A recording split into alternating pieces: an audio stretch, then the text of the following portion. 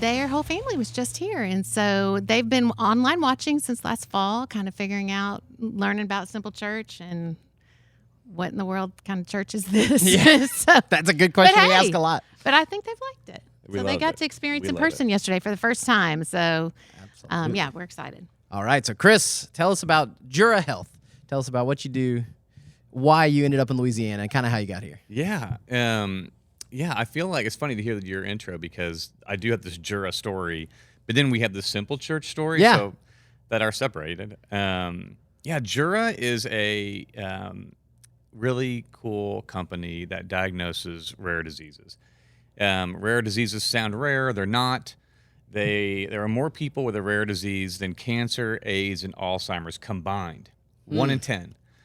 So we tell people, if you know one person with cancer, you know 2 people with a rare disease. Wow. Isn't that wild? That puts it in perspective. Yeah, but there's 10,000 of them. And so they're very hard to diagnose because you're guessing at 1 in 10,000. You're going to guess wrong. And so we created a test that's big enough so that with one test, you take a swing at about 83% of them. It's actually more complicated than that, Sure. but we'll leave that for we're not going to get too a much in the different weeds of that. podcast. I'm fascinated. Yeah. It is very cool. But here's the deal. When you diagnose one of these things, it's a disease you've probably never heard of. Your physician's never heard of. There might be 100 people in the United States with it. Yeah. And so while that's great that we diagnosed it, now what? And in many cases, patients are left hanging. And these things, some of these can be wildly complicated. Yeah. And evolving. So like what you see today is not what patient will look like in a year or 10 years or 30 years. And so what Jura does that's really special is it gives this next steps action plan so that when you get this diagnosis from us, literally the next 10 things to do are spelled out. So we curate that by hand. It's very personalized, specific to the patient and the diagnosis, which is great. But the reason that we got to Louisiana and that we have loved it here is I would have thought the test alone changed everything. And it was. It did. Yeah. It's amazing what we can do. Amazing. But the reality is those next 10 things and the process to get you there is actually everything. Yeah. And my degree's in plant genetics. I'm a cancer geneticist behind that. I am not a community builder. I am not a high-touch patient navigator. None of us were. And so when we got here, we realized quickly we needed more of that. And then we have learned that in spades from the Shreveport community.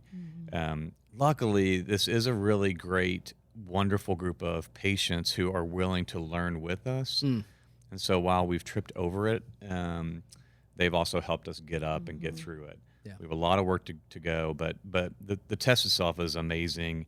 And now it's, how do we get you from an answer to action in the best way possible? Yeah. And that's taken some work. That's huge. So then tell us the Simple Church side of that. How'd you get connected with us?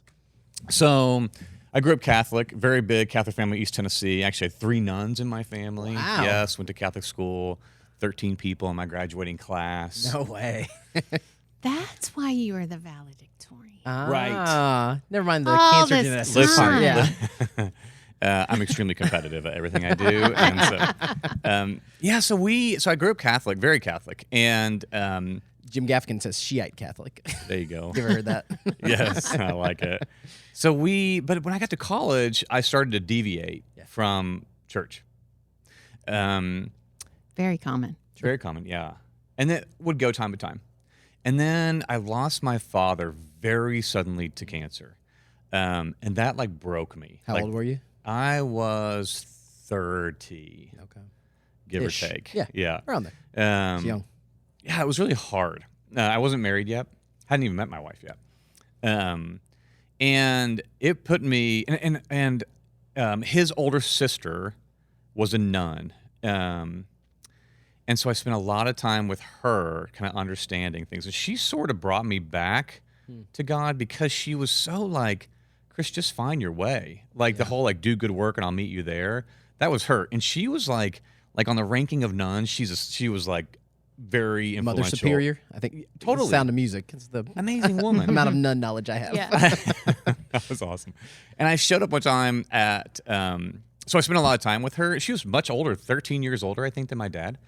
So it was like me, this 30-year-old, hanging out with because he died at 62, so she was 75, 75-year-old aunt who would still wore, the garb. And a habit. A habit, thank you. And I showed up once with flowers at the convent to pick her up to go to church. And she was like, this is the first time anybody's ever brought me flowers. At 75. Wow. Oh my And god. and she was like, you guys know who Peyton Manning is? Yes. Yes. Oh, yeah. So I grew up in Knoxville, right? So he's a Tennessean. He did commercials when he was there at Tennessee. She was in a commercial with him where she threw the football, or he threw the football over the hospital and she caught it. That's awesome. Yeah. So she's a Brian cool Reed, lady. you will love this. Absolutely. He's a big Tennessee fan. Okay. So sorry, I'm ranting. Long suffering. Not at all. That's so what we're here to do. Please, if Yes. you listen to other episodes, you know there's a lot of ranting on Okay. here. Take your time. All right, lasso me in if you need to. So she brought me back to faith, but I didn't. Catholicism wasn't for me. And then a buddy of mine actually introduced me. He was Mormon, LDS, and I loved. And so remember, I lost my father, and I had this amazing job that I was doing amazing stuff. He brought me back to service. So she brought me to faith. He brought me to service, and I was like, you know what, I like this. I like this. This is me. So I joined the LDS church, and all around service, really. Yeah. And then I met my wife there, and we got married and spent many years going to the LDS church. Did a lot of really cool things. But the weight of the need tos got heavier and heavier and heavier. And then when COVID hit, they actually stopped going. Obviously you couldn't. We were in Colorado. You couldn't gather. Yeah. And they didn't even put any effort into a virtual anything. And I remember like being, during that time, you'd go on those walks by yourself outside, right? Yeah. Yeah. We did 2 a day with my kids. Totally. Yeah, Absolutely. exactly. 2 a days. The animals had to get We out. were gone as much as we could be. Yes. Thinking to myself, this is wrong. Like we should meet in a field. We live in Colorado. Yeah. We should be meeting in a field, right? Right. A couple trail. miles from Red Rocks, where you live. Couple miles Yeah. from Red Rocks. Literally, Exactly. he said he'd sees it out his house. And they didn't. And that got really heavy. And so we ended up, and all other things kind of happened. We ended up leaving the LDS church about a year later. But then we lost church. And that was really hard. And we went to different places, and we stuck with some for a period of time. But nothing really worked for the family. It was actually kind of a cool period, like a year where I would just go to different churches and experiment. You can learn a lot from that. You can. Yeah. Meet really great people. Yeah. And your neighbors, right? Yeah. People you didn't know before. And so, but it wasn't sticking, And you're a parent at that point, right? And so this was like last summer. Oh, okay, yeah. Yep. Yeah. Yeah. And it wasn't sticking. And that's fine. And so we just kept searching. And then we found Simple Church. And then we met you. Yep. We talked about the app. We got the app. And then Because you were here doing work with Jura. doing Jura. Yeah. And then I took it home and I was talking to my wife. I'm like, let's just like log in and watch one. And we kind of fell in love with it. Awesome. It was so much about, we knew Robyn really well at this point, so we knew how much service the church did. So that resonated deeply with us. And then this kind of simplicity of Simple Church and like do good, love people, solve problems, like that just really hits. And then to make it fun, right? And high energy, that really hit. And so it's playing in the house and the kids can kind of like be around it. We didn't want to force them into it because that's what happened to me and that doesn't work for me. So I'm assuming it doesn't work for them. But then they started paying attention. And so this weekend was the first time that they were here and we got to come in person. Be curious what they said. If there's They anything you loved share, it, man. Good. That's awesome. Yeah. And it is growing up Catholic and seeing what a production looks like. Far other end of the spectrum. It is. Yeah. And there is definitely some inside voices that are like, That's okay. genuflect and all the things. Oh yeah. Um, My grandparents are Catholic. I understand. Yeah. Yeah. They make some comments. But I know that my aunt, my sister Marie, she would be like, do good work and I'll meet you. I mean, like this Catholic nun who dedicated her life to everything Catholic Church, she would just be like, do good work, I'll meet you there. And so, yeah, we So we were in church. We got up, and my younger son, who's always been the most resistant to church, was like, "That's it? We're over?" A refreshing 45 minutes. Yeah. That's what. Seriously. And that's the thing. We want to leave you wanting more. Like when you walk Instead of away, be dreading like, when it's over. man, I wish this was longer instead of the 2-hour service. That Totally. you're like, oh my gosh, I can't make it. And the music, and it's fun. Yeah. So they really loved it. Like, it'll be something. It's just so wonderful to see. I mean, faith should be fun. Faith should be a celebration. Yeah. Learning your faith and exploring your faith should be fun and surrounded by fun. It should be, right? It should be this joyful thing. We think so. Yeah. Yeah. I do too. Yeah. So they loved it. There you go. So I have That's these two good. very interesting, family faith, church going stories, and then Jura. They certainly do intermingle sometimes, but it was fun to see those two this weekend in person. Hey, listen, the donuts help. The coffee Did you guys get a help. cinnamon roll? We got the cinnamon roll. Good. Cinnamon All roll. right, good. Yeah. So anyway, really wonderful. Did the cinnamon roll live up to the hype? 1,000. I mean, I don't know what is it. Sugar Shack, right? Sugar Show. Sugar Show. With a Sugar Show. Show. S-H- SHEAUX. You know, Cajun What they Louisiana. spelling. do there, but because we had king cakes from Yeah. Great, nice. and that was addictive, and now these rolls are addictive. Absolutely. Yeah. They're good at what they do. That's awesome. So yeah. Thanks for sharing some of that. Tell a little bit about how you got to Shreveport specifically and what got connected here, because this is a cool story. We're being for the community. We partner with these different events and things like what's going on. It draws in people that we would never met otherwise, and is a cool connection for you guys. Yeah. Yeah, we got here because of Startup Prize. So, And how did you find it? You're in Colorado. Yeah, we have this investor who grew up in northern Louisiana, northern New Orleans, On the North Shore. Yeah. Yeah. Sorry, I don't know Yeah. the lingo, but That's all right. he was like, "You got to check this thing out," and we did. We applied. We got accepted. And for those who don't know, because most probably don't, when you're in a world like ours, these little kind of incubators, they all look a little bit different, but they really Like Y Combinator's the big one, right? like Y Combinator type of stuff. They bring in mentors to help you, and you meet other entrepreneurs. And you're the CEO and co-founder. I am. You're starting it up. This was startup phase when this was happening? This was about a year and a half in, actually. Okay. Yeah. So we took a year to build the test, launched it in Colorado first, and so this was about 6 months after that first launch. Yeah.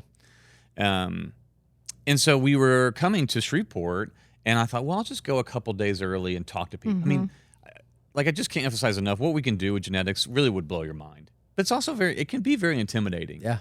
Most people have no clue what's possible now, right? And which is why we did Jura, Yeah. to make it so that it's accessible to everybody. And so I thought, I'll just come a couple days early and go talk to some clinics and just see, like, what's the attitude, And so worked with Startup Prize. Did you have perceptions of Louisiana coming in? Um, Had you ever been? You can be honest. no, yeah, I've been Okay. to New Orleans several times. Yeah. Never to Shreveport. Yeah. Did I have perception? Because I'll say it for you. I got to imagine somebody from Colorado probably thinks, okay, Louisiana, a little behind, little backwater, little not quite up to, Yeah. we're not going on. And I could see what. I mean, I'm from rural Tennessee, East yeah, Tennessee, you were, right? I mean, you have at least the yeah, southern connection. yeah. I mean, yeah. Our claim to fame is Dollywood, right? Yeah. In the Sun Sphere. My wife's huge fan. Would Yeah. love to go. We still So haven't been. I don't want to Throw stones. Yeah.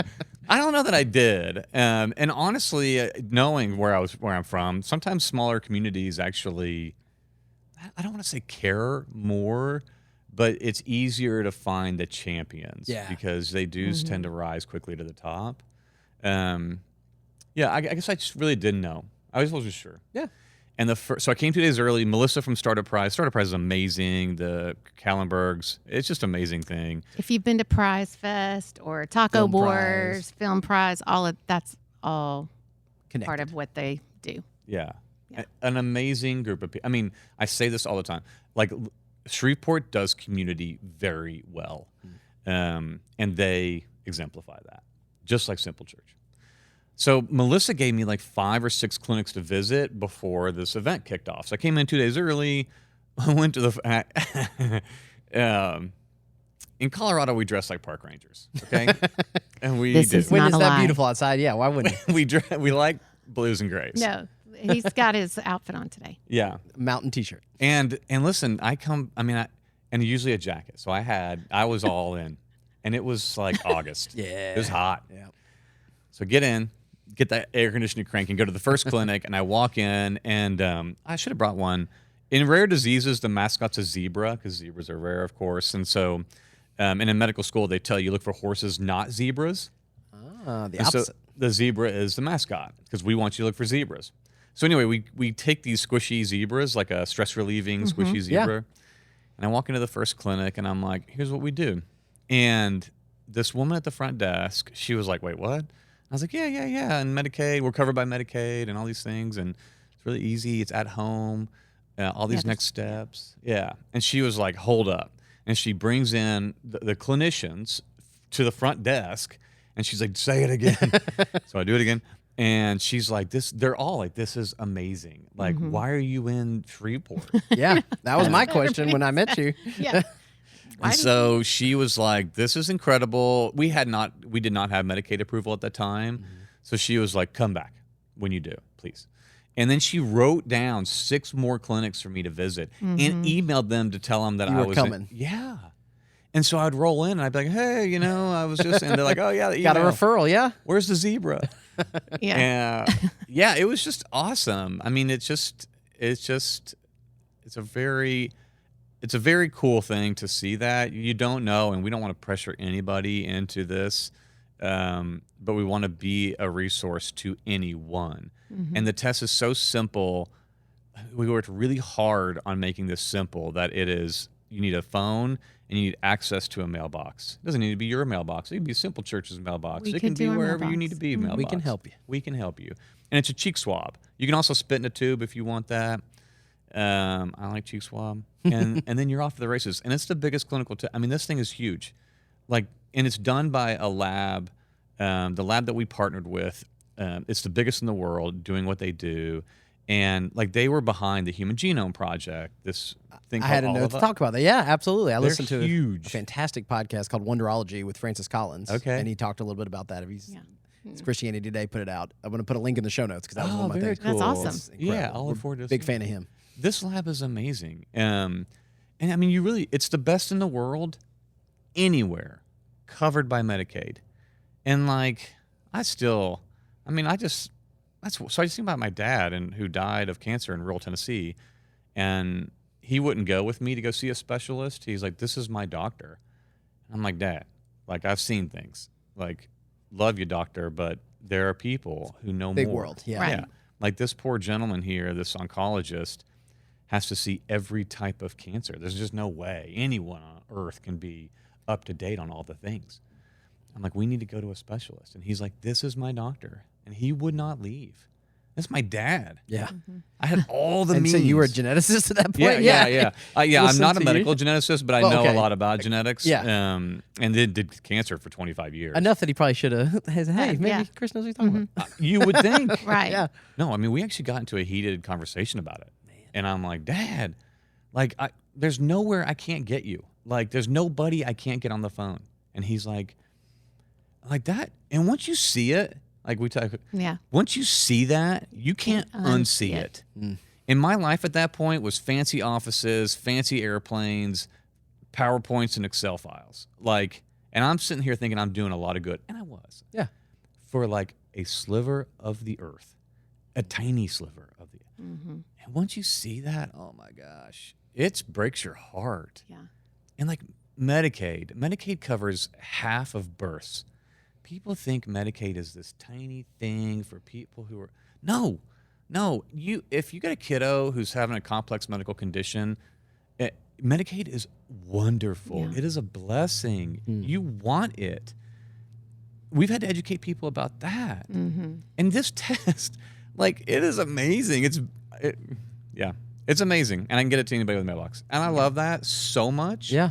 But I don't want to toot my own horn that No, much. please do. That's what you're here to Yeah. do. Well, because we'll There's give you the yeah. diagnosis, but there's way more to it than that. Yeah. So we But, got that yeah. first step, but we got a lot more. And I think that's when I first heard about this, and I know this community, and I know the underserved in this community and their lack of access to quality medical care or timely medical care, or these kids with complex conditions that nobody can figure out what's wrong with them and they don't know where to go to get answers. And so when he was explaining this to me, I was like, this really could solve problems for families that I know. Solving But it's- problems, what we want to be known for. Yes, and then it's so perfect for, I don't know what the actual stat is, but depending on how far you are from a good medical facility, you just don't do it. You don't show up. And this is one thing that comes straight to your mailbox. Right. Or you can't afford to, or it's Right. complicated. I mean, Yeah, there's you all can't get to. right. Right now in the state, most people have to go to New Orleans to Have see. the means to do that. Yeah, no, That's right. that would be hard for me.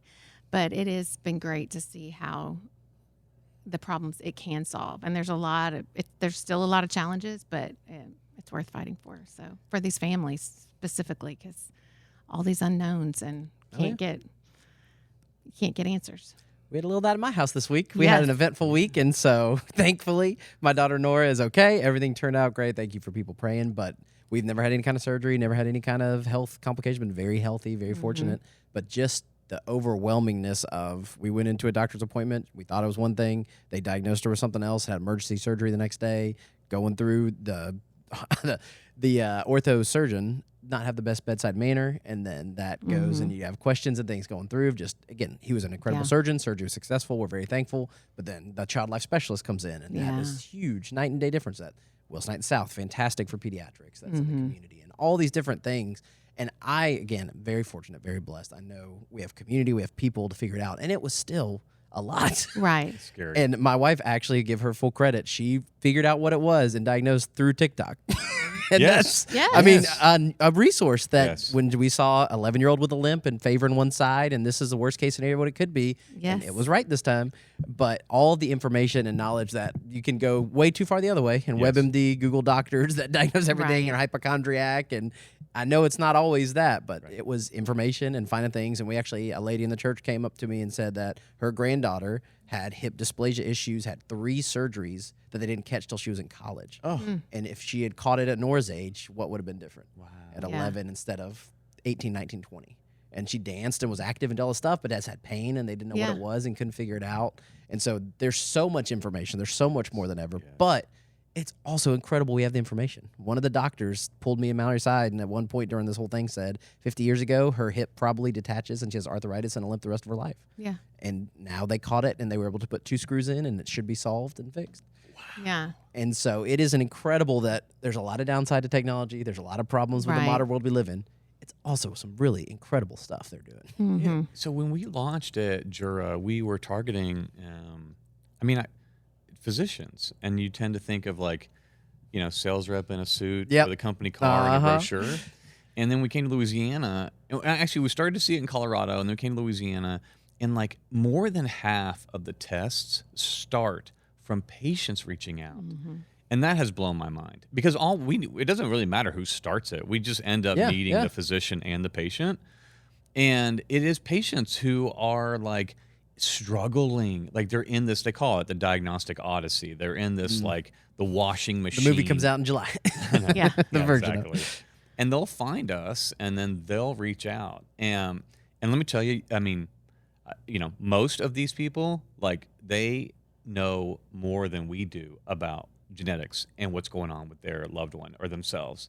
And you're like, how did you know that? And it's because 1, been living with it for 6 years. 2, thanks internet.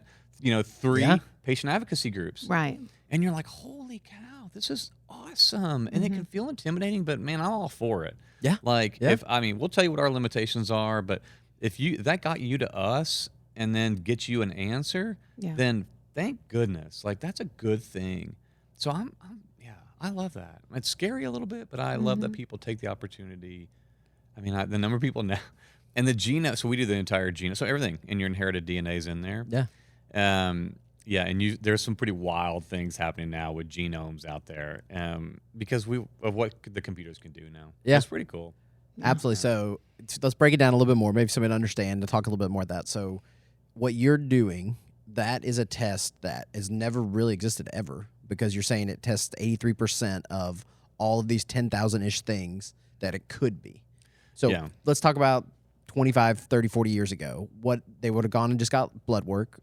They would have not known to check. You said they're checking for the horse, not the zebra. Right. And then that they probably just never get diagnosed. It takes years if they have the ability to go to a specialist. Is that kind of how it used to work before this? Totally. So, I mean, the genome was sequenced in like 2000. Yeah. And it costs like, $1 million, right? So the genome has always been there. And the sequencing, but it just has gotten cheaper. Yeah. And until about a year and a half ago, maybe 2 years ago, it doesn't really matter that much, but it finally got cheap enough that insurance companies would pay for it. That was a big deal. So you could get your individualized result for Yes. cheap enough through insurance. Through labs. Yeah.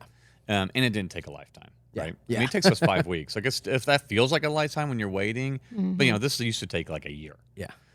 Okay, but so the sequencing is cool, but that's not really what happened in the world. So let me try. I don't know that I've aced this analogy, but I'll see if I can. Throw it at us. I'll hit you with one. And if anybody has a better suggestion, let me know. Please let us know in the comments.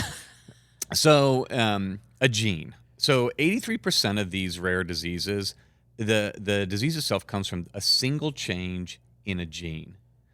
That sounds easy, right? Because you're like, oh, I got the coffee cup gene. And How hard could it be? How hard could that be?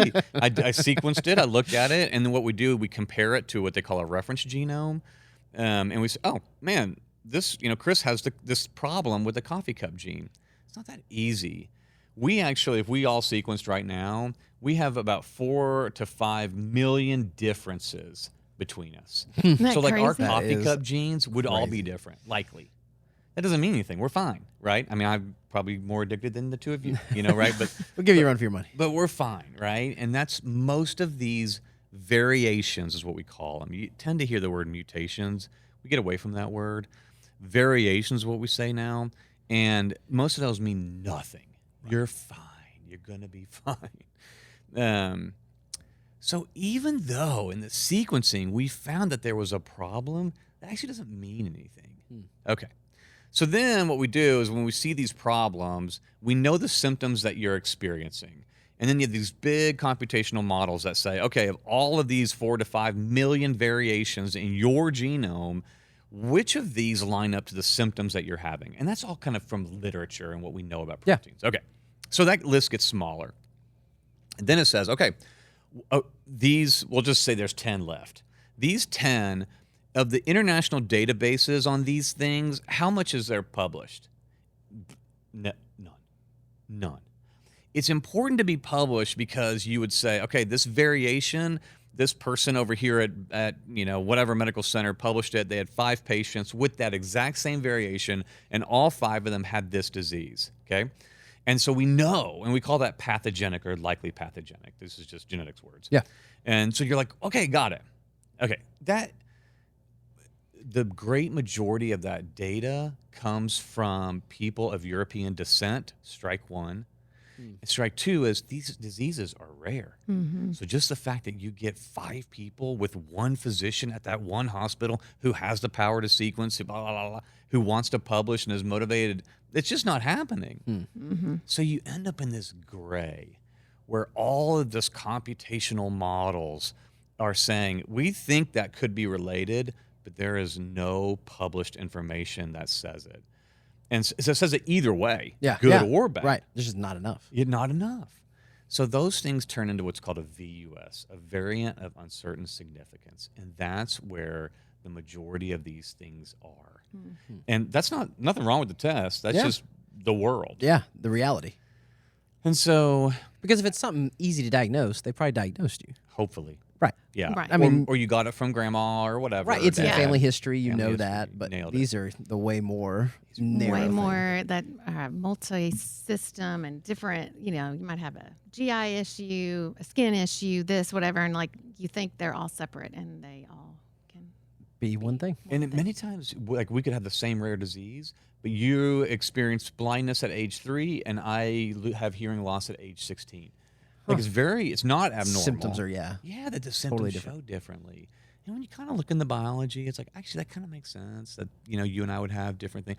Or look at cancer, where you're like, some people have different experiences with the same cancer. Yeah. Why would it be any different in a rare disease, right? It wouldn't be. There's just a lot more research, a lot more published, a lot more Right. money into it. People figuring that out. Totally. But figuring out that, like, plate of spaghetti right there. So what we tell people is that we're actually not looking for one variation. we're looking for 10,000 diseases, right? 10,000 rare diseases. Each one of those can have 10,000 variations of that gene on the 30 and the whole genome, all the base pairs that exist there. That is enormous and very specific to the clinical things happening for you. That's what changed in the last 2 years is these, insanely smart computational biologists got involved and now can take the genome and your symptoms and weed through all of this information and make it actionable for you. With that's reliable and backed by, good medicine, good research, good data. That's the difference. It wasn't actually the genome itself, although that is very cool. It's that you have these enormous laboratories. The ramifications that can of that, handle that. Absolutely. So somebody's eyes glazed over. They're like, what does this Yeah. matter? Why is this? What is this going to do? So, Robyn, let's talk a little bit about the do-good side of the medical part of that. Because like we've talked about with our friends, The Hub, we collected food this week. That's an incredible thing. They Right. needed food. We've gone through. But this potentially has the chance to help people in The Hub Oh, who sure. have never had. And Chris can talk to the statistics of that, but it is like one thing that I've connected them with is in our community, the partners that we serve through the Common Ground, through the Hub, community school. A lot of people in those communities have medical issues, mental health issues, that all could stem back to a rare disease. And so we see it as a partnership that we can come together, make this resource available. But then the best part about it, like at the Hub and Common Ground, their staff, they have earned the trust. When a lot of times in, the people who are members of the Hub or the families that are part of Common Ground may have had bad experiences in their medical background. Or again, just skepticism and Yes, conspiracy lot of theories things. and Yes, Have you and guys so followed the Ebola outbreak at all? Have you seen any of yeah, that stuff yeah. going on in Africa where the priest that died and they tried to steal the body and break in? So it's basically there was Like, he had I know, but this hold on, all I'm comes here. It's back all going to because come together. that he died of Ebola. Okay. He was this very charismatic, popular priest. They wanted to take the body, and the tradition is they passed the body Right. and would go and bury this priest, but it had Ebola, and it's spread by contact, and they wouldn't do it. So an angry mob stormed the hospital, shot at the security guards, the military to come in and break it up, and they ended up basically going back and forth for 2 days where the science and the medicine, people didn't believe it, and they didn't want to go. And we don't have to get into all these different things and apply in America, Right. but just this week I was listening to that and thinking, who do you trust? Who do you Right, listen that's to? exactly. And Common Ground and Common the Ground Hub and the Hub these and their organizations staff that are day have in, day earned out. Right. that trust, and that's the key. And so, partnering with them, we want to be able to bring healthcare solutions in that way if it's applicable. And they have. They've been great. So we, proposed some ideas. Community schools, another one of those. Yeah. I don't know if people are familiar with it, but I mean, Kelly Rouse and what she has done for the special needs community and creating a place where they are seen and cared for at a level that I've not seen in the state of Louisiana. She's the best at it. But then just getting the opportunity to talk to those families and resource them with this, because the diagnostic part is so long, and you're seeing this doctor and this doctor and this doctor and this doctor, and a lot of times those doctors don't talk to each other. And so this is a way, kind of Shared language. we hope. But I would go back, and I wanted to ask Chris really quick, because there is a lot of skepticism around, everybody thinks of this as just another DNA test. Like, I did 23andMe. This is explain really quickly the difference. Which, true story. I know somebody in the church did 23andMe, found an illegitimate dad. Turned out it wasn't their parent, and went through had a whole. Yeah. I mean, it's crazy. Some of the things you hear, those things. Yeah, and those tests aren't bad. They let's see. So those are called. They just have different purposes. Yeah. Right. Yeah. One, they're nowhere near as big as ours. They're not searching for this result. They're selling you a product. They're selling you a product that tends And to it's look like interesting, right, yeah. ancestry. And I mean, they do, I'm not up on the latest on what they did, but, they do, cancer screening. But even there, like, you'll see, they report on the BRCA gene, you'll hear called BRCA, which is if you have a variant of that gene, it can put you at high risk of cancer. But the thing is there's 10,000 variants. And so a lot of times, but it's breast cancer, so you have a lot of researchers. So sometimes you get back a result like, oh, you had this variant, there's tons of research. You are or are not at high risk. It's great. But remember, most of that data is coming from people of European descent. And so right there, you're at a big gap. And then you still get these kind of VUSs, these unknowns, like, ugh. And it's always hard to deal with that. And then you're kind of left with this report. And it's a little scary. And then the cancer guidelines will tell you, if you go to an oncologist with that or your primary care physician or whoever, they'll actually tell you to throw it out and do it again from a company that is approved through the appropriate regulatory channels like us. So 23andMe is real tiny in what it looks at. No, it's not a bad thing, though. It is cool. And it's cheap and it's fast on Amazon. I mean, it's great. Yeah. It serves a purpose. It's not looking for one of 10,000 and 10,000 variants in the 1 in 10,000. Right. But then you have what's called genotyping. Genotyping is a lot faster and cheaper than us because it's taking your sequence and it's saying, okay, let's look at real quick at the literature. It's kind of like for all of you like Excel nerds out there, I know one. That's not me. Oh. Yeah, you've got this list and you're doing a VLOOKUP. And it's just real fast, right? Computers are fast at that. And so it's saying, yeah, you have it or you don't. And that's great too. But again, these are rare diseases and we're looking for people also not of European descent. And so, for that purpose, genotyping does not answer those questions. And the problem there is a negative isn't a negative. A negative in those is just that was a limitation of the data that's available. And not so necessarily mean, you're clear. Right. And it's so tough. And sometimes it's a starting point, though. It can be a great starting point, especially if you're a lot of times, too, those companies anonymize your data and sell it. And they're very clear about that. They'll anonymize it so your name isn't able to sell it. And hey, listen, if that's what you're cool with, then get after it. If you like your data being sold to other people, sure. Yeah. We do not do that. And this is something a lot of people with these complex medical conditions have gone through gaslighting and disbelief and doubt. And they think they're crazy, right? Because they're like, I'm seeing this in front of me. Like, how is this not? How can you how can you not figure this thing out? And so a negative isn't a negative with those tests. And so that stinks, right? Because now you're like, I just spent $700. My data's now sold and I didn't get an answer. That doesn't mean it's not there. Now, seems like a bad result. Not what you want. There are sometimes we have the same thing, right? There is a limitation to even what we do. But that window's narrow. And you can tell that, if anybody was wondering, there are regulated channels for labs. And then the Medicaid approval is really the telltale sign. Because if you can't meet those quality regulations, CMS is not approving you. And so that's a telltale sign right there. Absolutely. Yeah. So can anybody right now watching go and get a test with you guys? Do you have to get approved? What do you do? What's the step? You have to have a physician's. It is prescribed. It's not like you can order it on the Amazon. Right. That's right. And that's because this is the real deal. Thing. Yeah. So we want you to have somebody. Now, we have genetic counselors that are available telehealth-wise, which is great to help. But you need your physician. And the physician can be your NP, a DO, a physician assistant as well. But once that is released, so patient says, yes, I want it. This healthcare provider says, yes, I'm for it. Swab goes to their house. Now, we're covered by Medicaid. That doesn't necessarily mean it's going to get paid for. Every patient kind of has to, and this is the part that we're working through. Yeah. Robyn has been so great to help us, and we have so much work to do, is how do you get through that process quickly? Because sometimes you get denied.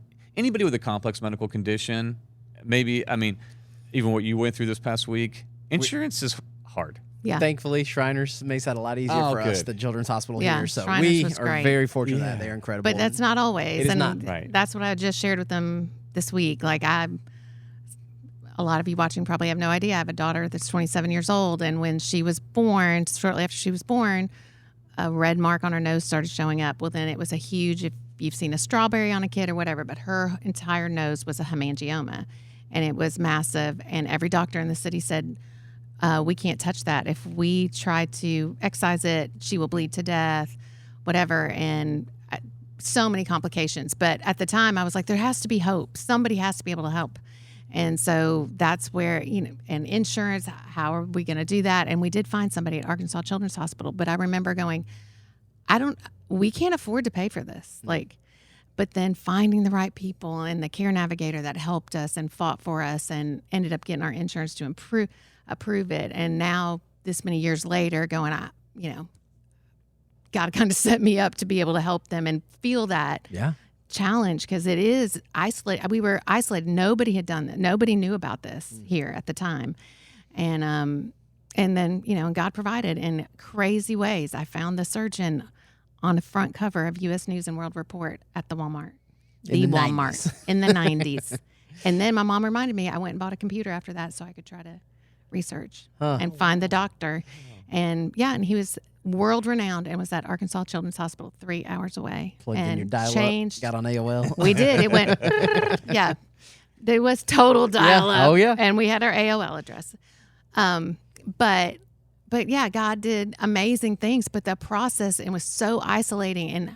And that was just for a, birth defect, so to speak. And she's great. And life-threatening necessarily. all that. But these families, the complex things, the things that don't make sense, the things you can't see on the outside, but the symptoms that are just so random and people don't believe them. And so that's where we want to come alongside and try to help. And so that's what I love about the possibilities with Jura, and then to be able to serve the rural health community here, because if you live even 30 miles from a hospital, you may not have transportation, you may not have access, and this is a way to do it. So it's been great. Absolutely. So if they wanted to take that step with their doctor, so they go to their doctor, they make an appointment, and they say what? Yeah, I think whole genome sequencing is the right thing. The medical guidelines support it, and so we oftentimes, if somebody needs help, again, a lot of these caregivers are quite sharp. They don't need our help. They need the test. They know what to do. Yeah. But the guidelines actually support all of this. We're not making this up, and so we'll provide those guidelines. And a lot of times it's just sharing that with your doc, or your healthcare provider, and then that's enough. Yeah. But the healthcare You get those off your website? You can. Okay. Yeah. Yeah. Talk to us. Email through Jura. But it is so new. I mean, there are the doctors are being educated too, and that's the other thing. I always have to remind, now that I have a daughter who's a physician, it really is a practice of medicine, and they're trying to figure it out, and we're trying to help it be easier for them too, because it's a lot.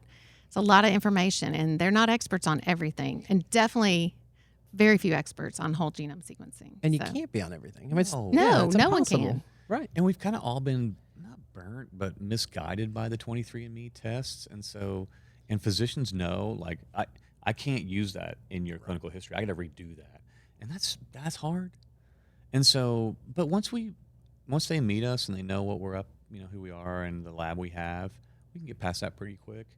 And then the physician has to fill out some forms, as you would imagine, and then it kind of goes. And we always go to the insurance. We go through the prior auth process. We need to push back. We get a lot of denials. We can do that whole process better, but we want to be the best at it. You can also pay cash for it. Some people prefer that. And some people have been walking that road so long that they're like, whatever, Anything. I'll lay it out. Yeah. I got to figure this out. And that is an option. Yeah, or you have a high deductible plan, like what my family has, and so you prefer to go that route versus going through insurance. But so those options are available. Yeah. And I want to plug too about Louisiana. So as part of the Big Beautiful Bill, money became available to improve care in rural America, and Louisiana got a huge amount of money. It's pretty cool. Part of that was this thing called the Rural Health Catalyst Fund. The rural Jura. Rural, exactly. How many U's can we say? And so Louisiana, I was just told, was one of 6 states that got this extra chunk of money to help startups like Jura get into its rural citizens. And so first of all, that's crazy cool. Yeah. Right. In this timing. So, In this timing, seeing I know, how God at work. Talk about cool things. And so we are, in fact, that's one of the reasons we're here. So they're having a summit about this program in Who is Natchitoches. they? The state You of said it Louisiana. right. You did. Took I me wish I surprise. had him saying the first What were you time. saying at first? Oh, I don't want you Yeah. to say. It's not how it looks. Well, and someone was like, "You're hitting the A too hard, the Natchitoches," and I'm like, "I think that's just the East Tennessee." Natchitoches, yeah. I got to hit that A really hard. Absolutely. And And it's the state of Louisiana putting it on? Yeah, Okay, the Department of Health. They have a lot of people. It's big. Department of Health, Startup Prize here in town, LAIO, which is like a startup prize in New Orleans. They're having a summit in Natchitoches Wednesday, Thursday, to get these programs off the ground. I mean, that's huge. Like, I know government's not perfect, of course, but I got to tell you, like, if I look at it through that lens, that is awesome. It's a win. Because what they're willing to do to help us do what we do faster in rural Louisiana, man, I mean, if that comes together, it's just so freaking cool. And now we can eliminate some of these insurance hurdles that we have, collect some data, learn how to do a process better, Yeah. right, for people in rural America, not just Louisiana. Man, that'd be so. So Louisiana gets a lot. To me, we don't. By the way, we're not doing that in Colorado. Yeah. So Louisiana gets a lot of street cred from me because I don't know who's running that show, but they got the money and they're putting it into action quickly. And I think that's pretty cool. Yeah. Did you see Dope Sick with Michael Keaton? Was the opioid crisis, the miniseries? No. Oh, it was fascinating. But he was a rural doctor that goes through in the show and portrays it and all the problems with kind of that and overprescribing Oxycontin and these different things. That's what it made me think of. But yeah, that's great. So Natchitoches this week, doing good there. And Robyn, again, somebody stuck with us this long. They haven't given up. I know. Thank you. Why are we talking about this? Why does this matter? We, as a simple church, Yeah, wanna as be a simple church, we for the do community. exist to love God, love people, and solve problems. And Jesus was, and as I talked about a few weeks ago, Matthew 25, he was for the hungry, the sick, the thirsty, the unclothed, the stranger, and those in prison. And the sick is a big deal. There's a lot of people struggling. And so this is just a way. We do a lot of things to help, but we don't just want to help families solve this problem, but we love on our nurses and we want to make it really easy for doctors or and support the ERs. We've gone and taken king cakes to them, you know, because they really are the backbone and it's hard. Healthcare is really, really hard. Our Watching first The Pit. responders. I know we talk about the pit. Yeah, We love us Yeah. the My pit. gosh. And it's just eye-opening of, again, It's very real. friends in the medical field say that it's about as Yeah. accurate as they've Yeah. put on Cassidy, TV. But yeah. that's a major medical institution in a big city. Yeah. Yeah. So now get out of town. Go to yeah, the rural. and then Yeah. yes, so many people they're like, well, we have to get to Shreveport or to New Orleans if we're getting health care. That's Not a lot in the middle. yeah, there's not a lot in the middle. So it's a great way to help, a great way to do good, along with all the other things that we do. This is just a small part that I've gotten to be a part of, and I think it can solve a lot of problems for people in Louisiana. But you know, even you guys showing up this week with food, like we gave you maybe 48 hours notice that we were wanted The to meet a church, critical yeah. need. You The guys- church, yeah, you guys showed up, and we had so much food come in on Sunday morning. I was blown away by your generosity again and again to feed those in need. The organizations we got to take care of some international students that are in town Really cool. that were food insecure, and they took home. They were blown away that we would do this for them. You guys did that for them. Somebody reached out and asked us. Yeah, and somebody just reached out and asked us. And then the Hub pulled up today with a trailer, and Common Ground pulled up with 2 trucks, and we've packed them with all the things that you brought. So thank you.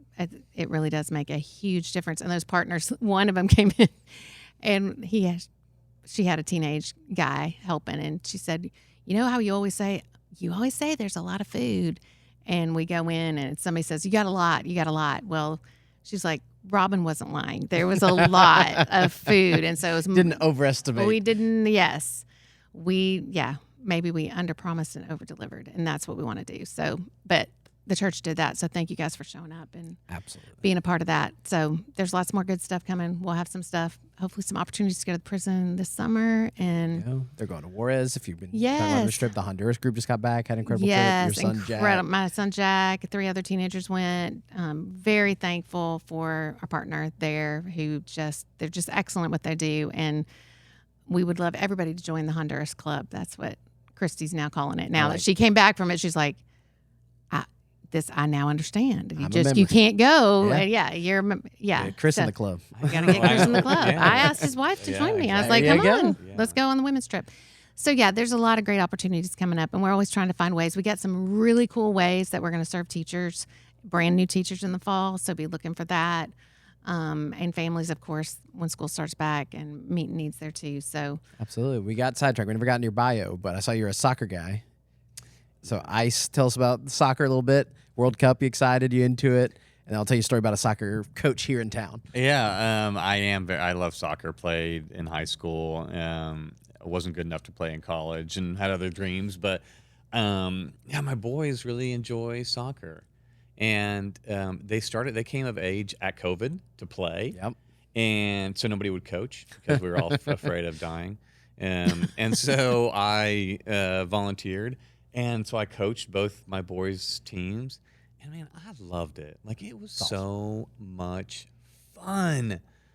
Loved it. And did it for a long time. And I tell you, I mean, showing how all things become beautiful over time, right? And in these teams, you'd have kiddos, these neurodiverse kiddos playing. And they don't, as a volunteer coach, they don't teach you what to do. Yeah. Oh, yeah. Right. My training when I coached my 3-year-old daughter was, here's the schedule. Contact your parents. Right. Here's a sweatshirt. And I did a not whistle. love it. And I have not done it again. But I appreciate the thought. Loved it so much. Those kids taught I me don't think so his kid was 3 when he started. It was a lot. Yeah. Well, yeah. No, I think 5 was the young. Okay. Yeah. Much better. I mean, listen, they tested my patience for sure, right? But so I loved it, and so the club that they played for, this in our neighborhood, is Colorado Ice. Not the best name. We don't play on ice. We're obviously not affiliated with It's ice. just cold there Yeah, Yeah, sometimes. it's just like the Nuggets or the Broncos. Just pick Right. something The that. sleet. Right, exactly. Should have been the Colorado Sleet. So then I joined the board, though, because I wanted to, just like healthcare, I wanted soccer to be more accessible. I wanted people to understand that yelling at kids, not the best thing. And when you're a neurodiverse kiddo, that's horrible. Yeah. But there are actually a zillion tools out there. If you're looking for them on how to prepare a kid for a game, wind a kid down from a game. That old internet. It's a good thing again. Yeah, old Search it. internet is a cool thing. I met this guy, this old man, and he had these autism rescue kits, these little backpacks with 7 to 10 little things, headphones, fidget spinners, all sorts of things. Yeah. So when a kiddo was becoming dysregulated, you had this rescue kit. And That's awesome. yeah, I mean, Great idea. That's yeah. so great. Oh, and this dude Add that was- to our next do good There we project. go. Make a note. They are well. So we actually advocated to put them at each soccer field, because even if it's not kiddo who's on the field, sometimes brother or sister, right? Yeah. I mean, autism is around. We just played spring soccer, and other kiddos are running around everywhere. Running Yeah. around. There's high more energy, out in the stands screaming, than clapping, Yeah. bees, all this. There's every reason in the world for anybody to become dysregulated, and these little rescue kits are there. Yeah. I know. Yeah. So anyway, yeah, my boys play for this club, Colorado Ice. They actually, just a little bit of scuttle. They Scoop. Breaking news. Breaking news. They're changing clubs to a different one. Taking their talents elsewhere. They are. I'm proud of them. They did that themselves. So I got fired from the board now. So I get to learn all of this over again with a new soccer club. But I love soccer. I love running around. I'm probably neurodiverse and other things in many ways. And it's such a wonderful release for me. And it's a great way to spend time with the kids that I love so much. Great way to learn teamwork. Great in Colorado, you don't have to. We don't sweat as much there as you guys do here. Yep. It's still hot at times, but Not the same. and I Not love the it. same. And I don't. As far as the World Cup goes, what's funny is, this is such an American answer. I don't really follow not American sports, Yeah. but my kids do. Yeah. They have every Premier League, jersey they- under the sun. Okay. Every knockoff internet $20 jersey. That's right. Who's their team? Who's their guy? So I mean, Messi. Yeah, of course. For my youngest, and then my oldest likes Ronaldo a lot. Yeah. But I did just hear, because we were with this Gulf Coast League, right? Am I getting that right? Last night, the boys, the soccer boys that came over here and got food. Yeah. So we were playing with them out in the turf, and I was asking them questions, and So my boys said last night that they thought France was most likely to win. Seems like the favorite. Yeah. Well, let's make odds right here. That's right. I watch soccer every 4 years for World Cup. That's Right. Do you really? Yeah, I do. I just get it's fun. It's something. I know. It's It's like- exciting. yeah. You love The that. stories. Right. Yeah. It's the stories. And That's why I watch the root for Olympics. America, It's for and the stories. I know we're not going to do well. Yeah. Right. Right. Yeah, you know, Absolutely. it's always next 4 years. Yeah, maybe I know. 12. Yeah, I'm just- maybe a while. I'm trying to keep hope alive. On a different note there. That's right. But it's already been an hour. It flew by. So Flew by. I thank hope you y'all for learned folks some things. listening again, maybe not what you expected coming into the podcast today. And I know. But you learned we something. didn't You got expect it something either. different. Here we are. So really, Chris, thank you for sharing Yeah. that. Thank you for what you guys are doing. Thank you for being willing to start a company, to do something most people will never do, to try to Right. help people. The other thing I want to bring up, I forgot to, and this ran out of time, was your company. You called it, what's the right language here? I had it, Public Benefit Corporation. Oh, yeah. Love that. Yeah. Absolutely. I think we need a lot more of those. Jura's cool, man. Absolutely. Trying to help do good in a different way than normally we talk Yeah. about, but we sure appreciate what you're doing. Thanks for being a part of the church. Thanks for your family Yeah. tuning in. Hopefully they watched you. Hopefully they gave the listen. They probably heard Right. all that before. Right, or they're yeah. like done with me. Yeah, Or they're yeah. like, yeah, yeah. Fast forward. no, fast now he's forward. famous. Absolutely. Get back to the But donut. thanks for doing Yeah. it. Thanks for being a part of the Simple Church. And thank you, Robyn, for Yeah. spearheading all these different ways Oh, to do good. it's great. Yes, and everybody has a way to do it. You don't have to wait on me. Yeah. If you've got an idea, let me know. You don't have to start a genetic Yeah, company, but you do something. do not. No. But everybody can do something. So find a way, do it, and we'll celebrate it. Tell us about it. Absolutely. Share it with us. Thanks for listening. Thanks for downloading Backstage with the Simple Church podcast. Remember, you can tune in live every Monday, 3:30 on Facebook. You can join it on Spotify or Apple Podcasts if you want to listen. And we'll be back next week with Justin to get all the stuff he's been recapping. He'll have a the lot last of couple words, weeks. y'all. It's Lot gonna of be so words much built fun. up. Peace.